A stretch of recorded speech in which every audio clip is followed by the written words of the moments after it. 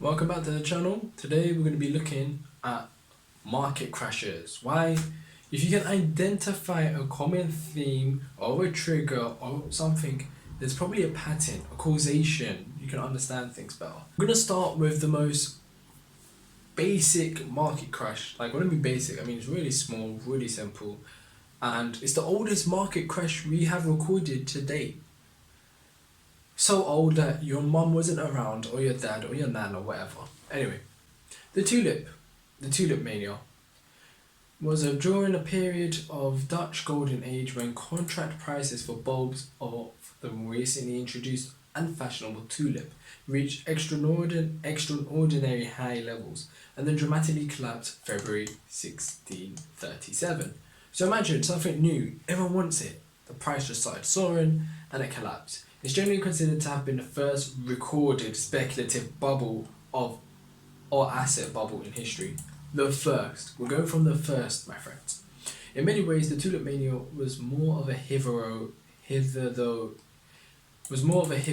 unknown socio-economic phenomenon than a significant economic crisis. It had no critical influence on the prosperity of the Dutch Republic, which was one of the world's leading economic and financial powers in the 17th century with the highest per capita income in the world from about 1600 to 1720. The term tulip mania is now often used metaphorically to refer to any large economic bubble when asset prices deviate from intrinsic values. So, something like a plant even had its own bubble.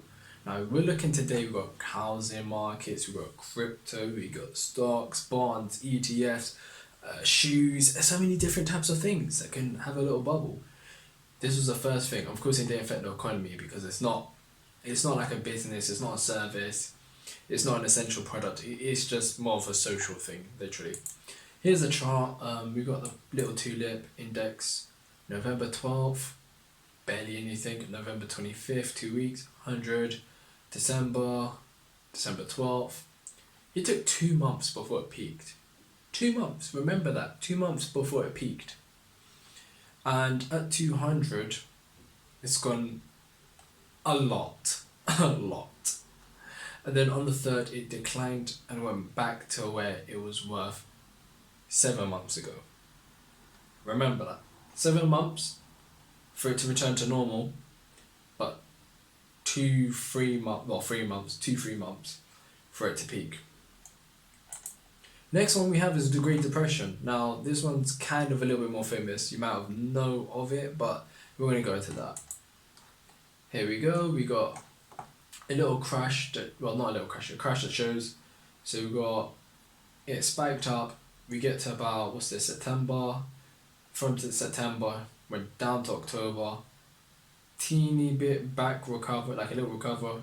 And then boop, from October down past November. What's that, like 380? That's like a 40% drop at least. At least a 40% drop. So what was the causation of this? Throughout the 1920s, the US economy expanded rapidly, and the nation's total wealth more than doubled between 1920 and 1929, a period dubbed the Roaring Twenties. The stock market, centered at the New York Stock Exchange on Wall Street in New York City, was a scene of reckless speculation where everyone from millionaire tycoons to crooks and janitors poured their savings into stocks. As a result, the stock market underwent rapid expansion, reaching its peak in August 1929.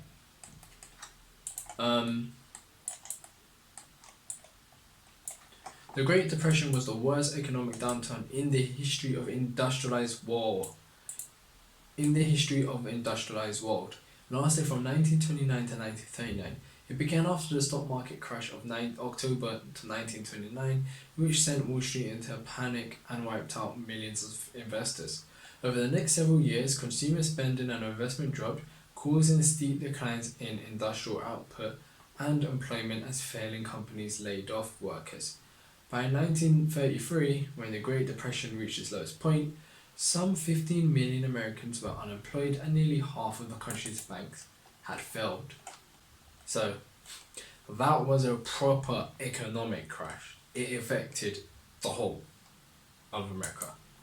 So next one we're going to look at is the stock market crash of 1987, known as Black Monday. There's a couple black days, like Black Thursday, well, not Thursday, but there's a few other days.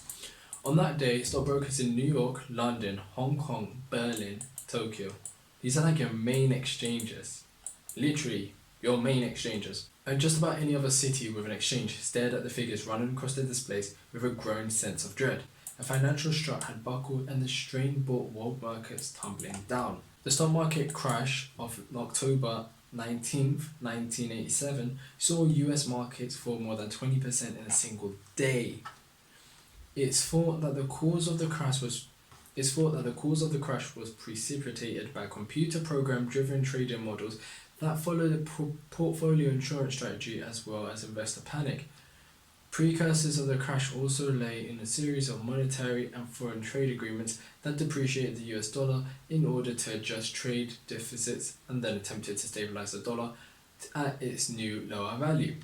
So, computer program driven trading models. Now, let's look at the chart. Remember, it went down 20% in a day. 20% is a crazy amount. So, we get a chart. Here we go. 2,753 basis points, gone down below 1900, and that was literally in a day. It dropped in a day 20%. I think I'd be scared. Generally, I would be scared seeing that in a day.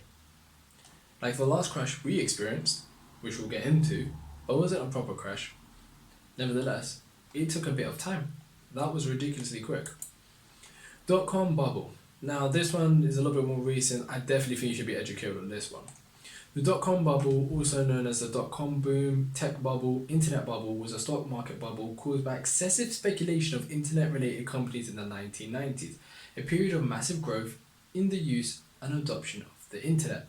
Between 1995 and its peak March 2000, the Nasdaq Composite stock market rose 400%, only to fall 78% from its peak by October 2002, giving up all of its gains during the bubble. During the crash, many online shopping companies such as Pets.com, Webvan, and Boo.com, as well as several communication companies such as WorldCom, Northpaint Communications, and Global Crossing failed and shut down. Some companies such as Cisco, whose stock declined by 86%, Amazon, Qualcomm, lost a large portion of their market capitalization but survived. So basically, it was just a little tech bubble where tech was becoming the new thing, and tech is still in a bubble right now, in my opinion. But tech, big thing, brand new, websites, e-commerce, all of these things. You had a .com, boom, you were certified. People wanted to invest into it. That was a .com crash. Here's a little bubble, 1995. All the way up, 400% in 5 years, crazy. But you've now lost 78% of your gains in like what, a year to 2 years, wiped off. Now, I think that's very fast for 78%, but also the period for it to get to 400% was also fast as well. If you want to watch a documentary, watch the first clip. Literally, just type in .com crash documentary. It's 1 hour. I'm not being funny. If your excuses, no, that means you don't care about your own education. But it's very interesting, very fun. I enjoyed it. Now we're going to get into one that's more recent, the last proper crash we've ever experienced. Subprime mortgage crisis. So the United States subprime mortgage crisis was a multinational financial crisis that occurred between 2007 and 2010 and contributed to the 2007-2008 global financial crisis.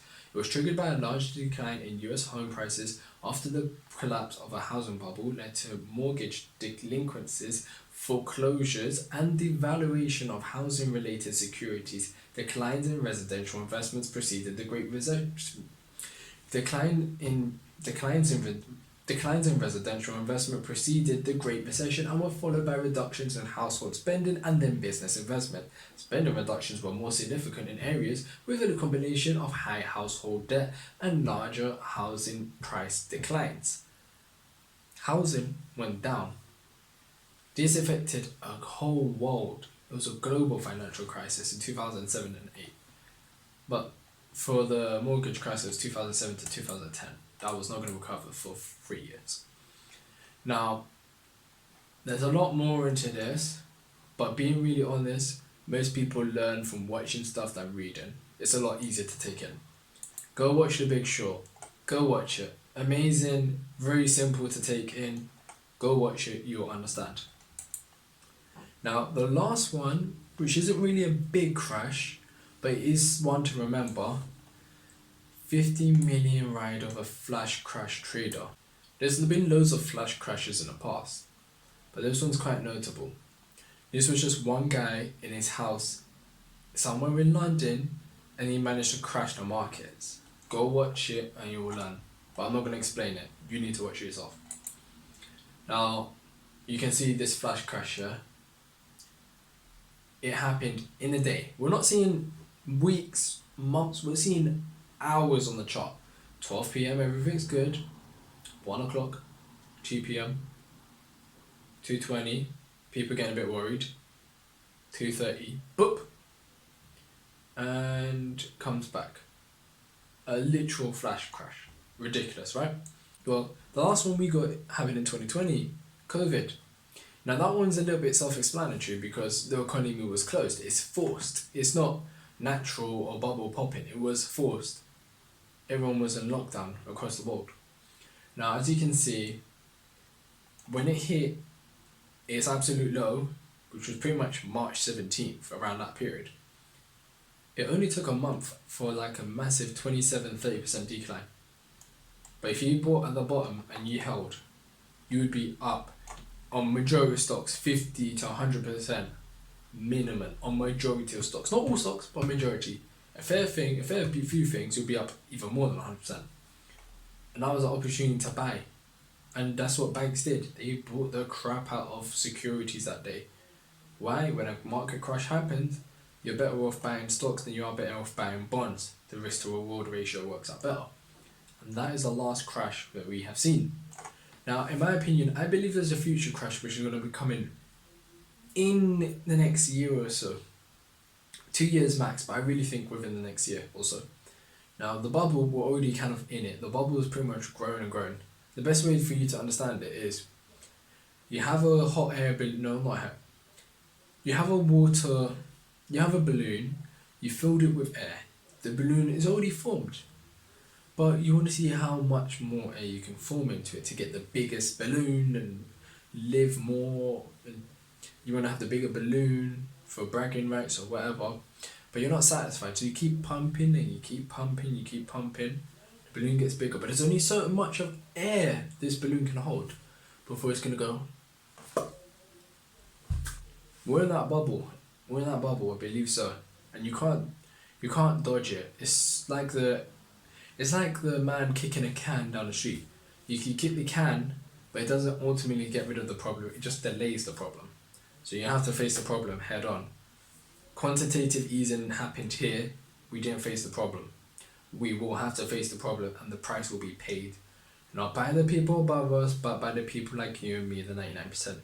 So, let's not let the same thing that happened in the 2008 crash, the housing crash, happen again to us. Let's be financially educated and take our finances into our hands, because we can't trust the government because they gamble our money. Well, hedge funds gamble our money, which is supposed to be put in safe securities, but hedge funds don't care about that. They want returns. So they're willing to put our money in bad investments and then go bet against those same investments that we're invested in. Does it make sense? No. Will they get off? 100%.